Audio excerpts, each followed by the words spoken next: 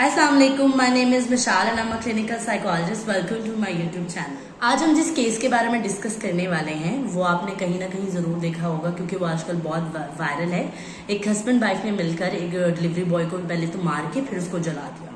आज हम ये डिस्कस नहीं करेंगे कि कौन सही था या कौन गलत था, लेकिन हम आज ये जरूर डिस्कस करेंगे कि आप अपनी कंट्रोल किस तरह खो सकते हो और किसी बंदे को कैसे इतना बेदर्दी से तशद्दुद के साथ मारकर उसको फिर जला कैसे सकते हो। आपकी क्या साइकोलॉजिस्ट के बारे में क्या कहती है कि वो इंसान क्या सोचता है, वो किस तरह का इंसान हो सकता है कि जो किसी बंदे को जला भी सकता है। यहाँ पर हम उनकी असेसमेंट तो नहीं कर पाएंगे क्योंकि हम उनसे मिले नहीं हैं या फिर हमने उनको बहुत देखा नहीं है, तो हम तो सिर्फ उनके इंटरव्यू को देख रहे हैं और हमने जो उसके बारे में जो लोग उसके कह रहे हैं बस वही हम जानते हैं। तो उस हिसाब से हम देखेंगे कि क्या चांसेस हैं कि वो कौन से डिसऑर्डर में फॉल करता है।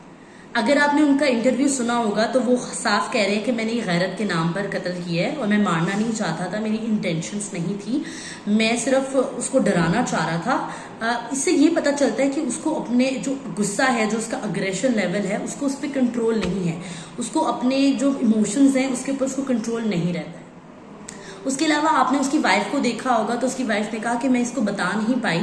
जब मेरा फोन जो था मुझे अपना फोन नंबर चेंज करना था तो मैंने अपने हस्बैंड को कहा कि मैं अपना फोन नंबर चेंज करना चाहती हूँ, लेकिन उसके अपने हस्बैंड से कहा कि उससे चीख के उसने बोला कि तुम्हें क्या जरूरत है नंबर चेंज करने की। तो इससे इसका दूसरा सिम्टम शो होता है कि वो बहुत ही ज्यादा वर्बल अब्यूजिव है, यानी कि वो कंट्रोल नहीं करता और अपने एग्रेशन को फौरन से एक्सप्रेस कर देता है। जो उसका तीसरा सिम्टम है, वो तीसरा सिम्टम ये शो हुआ कि उसने उसको पहले मारा, बहुत ज्यादा मारा, यानी कि उसने फिजिकल अब्यूज वो करने वाला है। वो अगर उसका गुस्सा आएगा तो वो किसी को मार भी सकता है, गुस्से से उसको डैमेज भी कर सकता है, किसी की प्रॉपर्टीज को भी या किसी इंसान को हिट भी कर सकता है। और इस तरह उसने मारा, इतना जोर से मारा, उसके मुंह पर उसको खून निकल रहा था और उसने बिल्कुल उसको बेतशद्दुद तरीके से मारा। और जो उसकी चौथी अलामत ये थी कि कोई एक्सट्रीमिस्ट ही ऐसा कर सकता है जिसको अपने गुस्से पर बेकाबू होकर वो अपनी किसी को हार्म करने में इस लेवल तक जा सकता है कि उसने उसको जला दिया।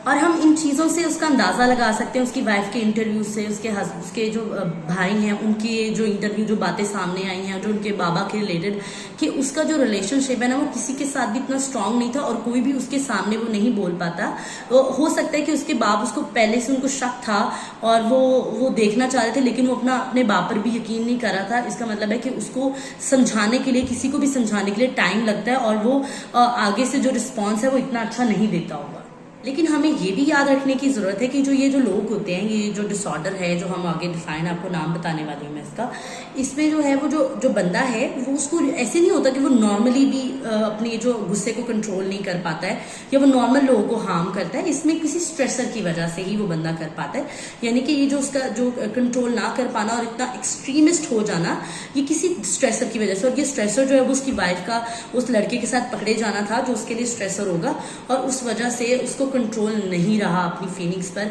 और उसको अपने जो गुस्से पर कंट्रोल नहीं रहा और वो इस हद तक चला गया। और साइकोलॉजी इन सब सिम्टम्स को